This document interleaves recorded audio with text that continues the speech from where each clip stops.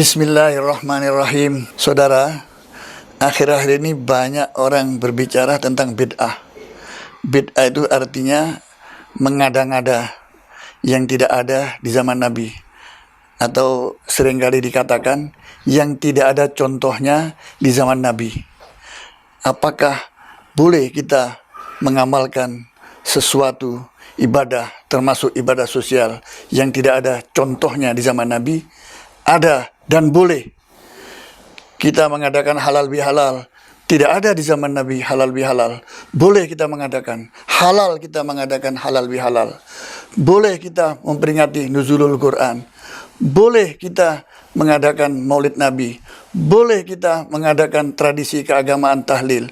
Itu bid'ah, bid'ah hasanah, walaupun tidak ada contohnya di zaman Nabi.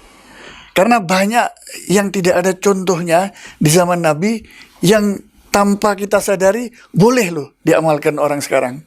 Misalnya khutbah Jum'ah di dalam bahasa Indonesia. Boleh nggak? Boleh. Kalau orang khutbah Jum'ah tanpa bahasa Indonesia, ya orang nggak paham. Apakah boleh kita membaca Al-Quran cetakan yang di zaman Nabi tidak ada contohnya Al-Quran cetakan? Apakah itu boleh? Apakah itu tidak bid'ah? Bid'ah, bid'ah hasanah, bid'ah yang memberikan manfaat. Seperti Sayyidina Umar mengembangkan dan memanggil orang-orang rame-rame sholat tarawih di masjid yang tidak ada contohnya dari Nabi. Kata Sayyidina Umar, itu nikmal bid'ah, nikmatnya bid'ah yang diadakan oleh Umar. Jadi artinya tidak semua bid'ah seperti diklaim orang secara spekulatif bahwa itu bid'ah dolalah, kemudian finnar dan lain sebagainya, itu terlalu jauh menjudge orang, amalan orang dengan cara-cara seperti itu. Oleh karena itu Imam Syafi'i mengatakan at-tark la yadullu ala tahrim, dalam kaidah usulnya itu. Apa-apa yang tidak diamalkan oleh Nabi tidak berarti haram atau terlarang dilakukan oleh orang sekarang. Itu menjadi kaidah kita.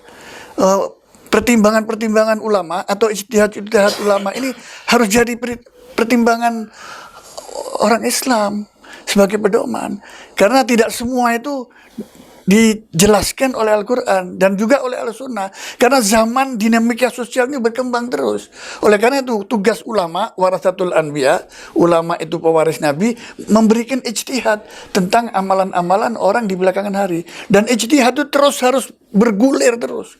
Ijtihad zaman dulu, ijtihad abad pertengahan, sampai ijtihad ulama sekarang juga harus merespon dinamika sosial yang terjadi sebagai hukum.